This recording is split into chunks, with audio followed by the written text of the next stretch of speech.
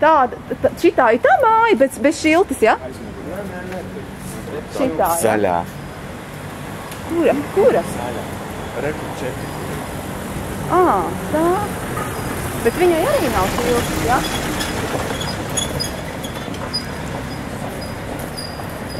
Tad šī tā ir tā vēlēšana centrāla komiteja. Bez kādas šiltas? Reku, maza šiltīte ir. Es nāku, es tikai uzfilmēju mazo šiltīti.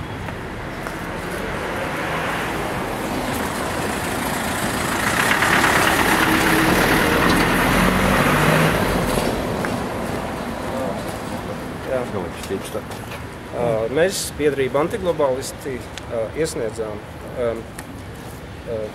rakstisku pieteikumu Centrālajai vēlēšanu komisijai, ka daļa no mūsu biedrības arī gribētu pieteikt kandidātu sarakstu vēlēšanām. CVK mums atteica. Sekojies šeit ir saraksts mūsu, ka mēs daži biedrības Antiglobalistu biedri vēlētos iesniegt deputātu kandidātu sarakstu 11. Saeimas vēlēšanā. Ko jūs mums ieteikt darīt šajā situācijā? Vai pastāv likumīga iespēja to īstenot? Jā. Mēs nevēlamies iekļauties jau kādas politiskas partijas vai partiju apvienības sarakstos. Tas bija 3. augustā adresētais. Tā ir atbilde. Atbilstoši Saeimas vēlēšanu likuma 9. pantam, deputātu kandidātu sarakstu Saeimas vēlēšanām drīkst iesniegt tikai politiskas partijas un partiju apvienības. Tādējādi likums neparedz iespēju, ka deputātu kandidātu sarakstus varētu iesniegt neatkarīgi kandidāti. Tas nozīmē, ka var iesniegt tikai atkarīgi. No kā atkarīgi? No sponsoru naudas. Mēs esam kā biedrība. Mums nav 200 cilvēku uz doto brīdi. Mēs tikai esam attīstības procesā. Bet mums ir piedāvājums. Mums ir politisks, ekonomisks piedāvājums sabiedrībai, ko mēs varētu piedāvāt. Šeit viņš ir. Tas ir tikai pamatnostādnes. Mēs esam noformulējuši viņus jau gadu atpakaļ. Un mēs uzskatām to, ka šo sarakstu var iesniegt tikai politiskas partijas, ir diskriminācija. Līdzīgi varētu salīdzināt ar to,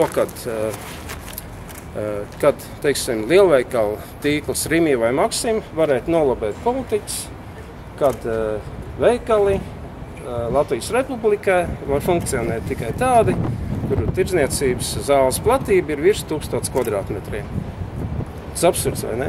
Tas ir kaut kas līdzīgs. Jā. Tur jau vēl var papildināt to visu ar to, ka tas ir nekonstitucionāls. Tas ir nekonstitucionāls pasākums. Viņš ir ne tikai...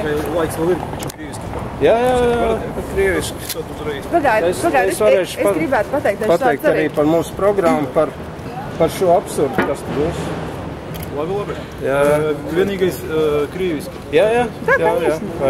Ну, давайте начнем с вас тогда. В чем суть вашей претензии к Центральному? То есть мы, общество антиглобалистов, хотели подать списки, чтобы баллотироваться на выборы в 11 Сайм. Нам ответили, что, к сожалению, мы не можем.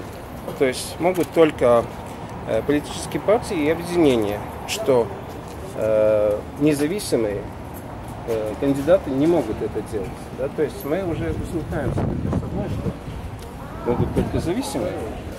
Зависимые от кого? От денег спонсоров.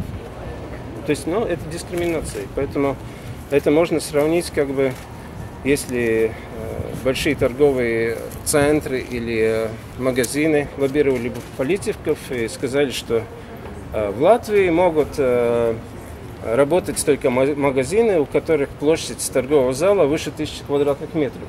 Это абсурд. Правильно? Но это такой же абсурд. Если не ошибаюсь, вы еще упоминали о том, что эти выборы и условия отбора кандидатов на выборы противоречат Сатверсме. Так? Да. Сатверсме